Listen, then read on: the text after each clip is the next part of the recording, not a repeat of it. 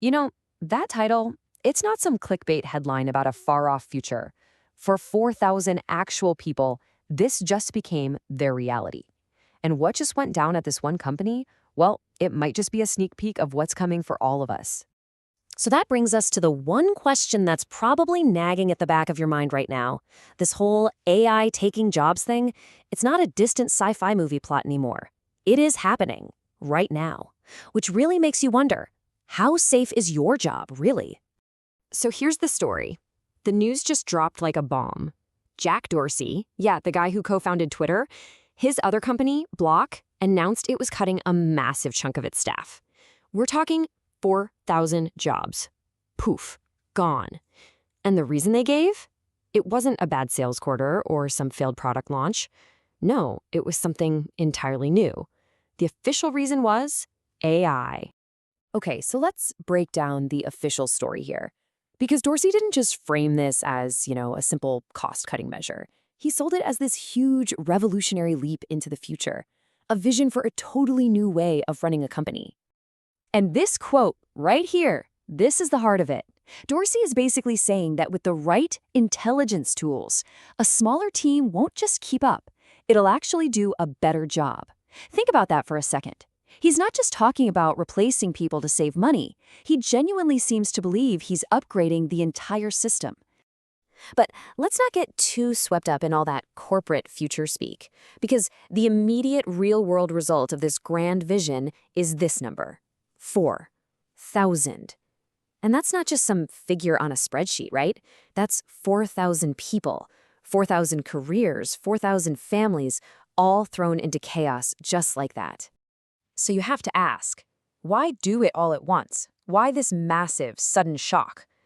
Well, Dorsey's argument was that doing it slowly, with gradual cuts, is actually worse. He called it destructive to morale. So his solution was to just rip the Band-Aid off. One single, painful action to reset everything so the company could move on. So there you have it, the official line, a tough but necessary move for a brighter, more efficient future.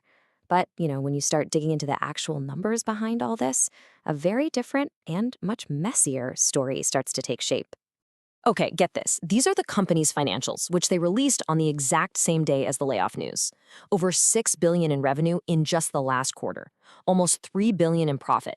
Even Dorsey himself said, and I quote, "2025 was a strong year for us." So if everything was so great, why fire 40% of your people? It just doesn't add up. But this chart, this tells the other half of the story. See, while recent profits were fine, the big picture was, well, a total disaster. Block's stock had completely tanked. It was down about 80% from its peak back in 2021. So this wasn't just some tech visionary making a bold move. This was a company under serious pressure from investors who were watching their money just vanish. In his statement, Dorsey said he wanted this whole process to feel awkward and human rather than efficient and cold. But let's really look at that. The news first broke in a letter to shareholders, not to the employees, and then it was followed by a live video call to thank everyone, including the 4,000 people who had just been told they no longer had a job. I mean, does that sound human to you? Or does it sound like a very efficient, very cold, and very awkward corporate calculation? So you've got the grand corporate vision on one side and this pretty grim reality on the other. But there's a third character in this play, and it's the one that usually gets the final vote: Wall Street. So how did the market react to a CEO firing 4,000 people and blaming it on AI? Oh, they absolutely loved it. The company's stock shot up 23% almost instantly. For all the talk about building a better future, the market saw one thing and one thing only: a company slashing its costs to the bone. And the message from investors came through loud and clear. This was the right call. And this is where the story pivots. This is where it stops being about just one company and starts being about every single one of us. Because Jack Dorsey wasn't just trying to explain what he did. He was making a really chilling prediction about the future of work itself. Just let that sink in for a moment. He believes that what he did isn't some rare, one-off event. He thinks it's the new blueprint.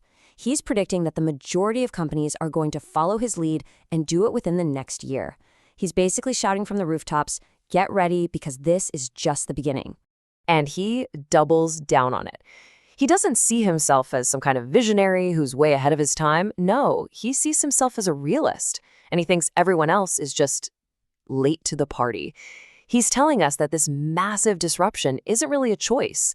It's an inevitability that most people are just too slow to recognize.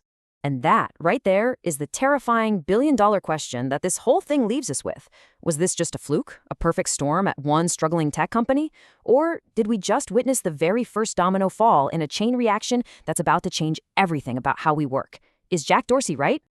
Look, we're going to be following this story and all the others like it that are sure to come. If you want to stay ahead of the curve and really understand the forces that are shaping our future, make sure you subscribe. We can try to figure all this out together.